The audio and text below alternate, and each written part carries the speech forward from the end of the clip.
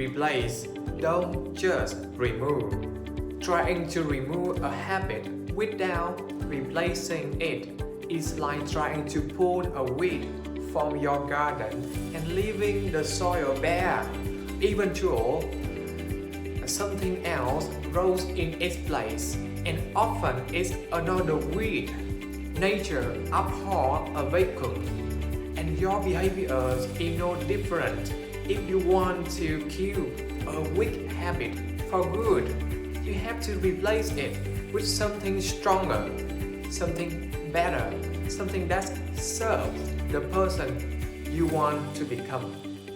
Let's look at Arnold Schwarzenegger's story. In his teenage years, he carried a lot of frustrations.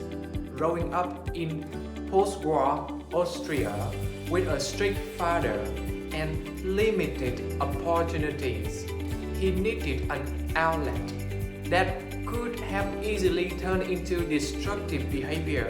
But instead of letting that inner intention consume him, he redirected it into something constructive. Bodybuilding. Every rep in the gym became a vote for the man he envisioned. His time, his focus, his energy.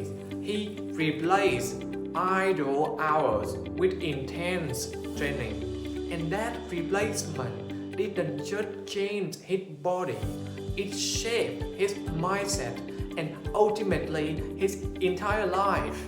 You see, when you try to just stop a weak habit, let's say mindless snacking, endless scrolling or drowning complaining without filling that void, your brain will default back to what family the moment you are tired, stressed or emotional.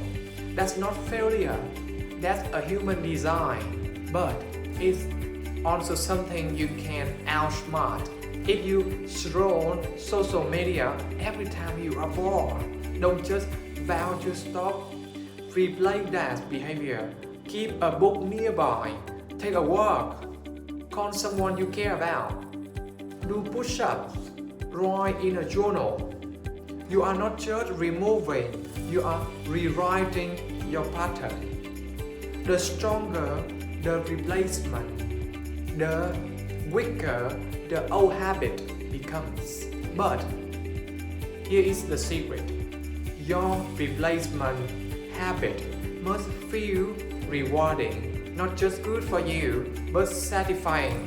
That is how it gained traction. Arnold didn't just work out because it was healthy. He loved the challenge. He loved seeing progress. He made it enjoyable. That's the key. So, what habit are you trying to eliminate right now? What is your plan to fill that space?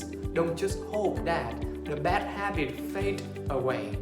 It won't, but if you proactively install something better in its place, you will starve the old one of oxygen. Your life is too valuable to let weeds grow unchecked. Pull them out, yes, but plant something beautiful in their place. Because that's how you don't just change the habit, you change who you are.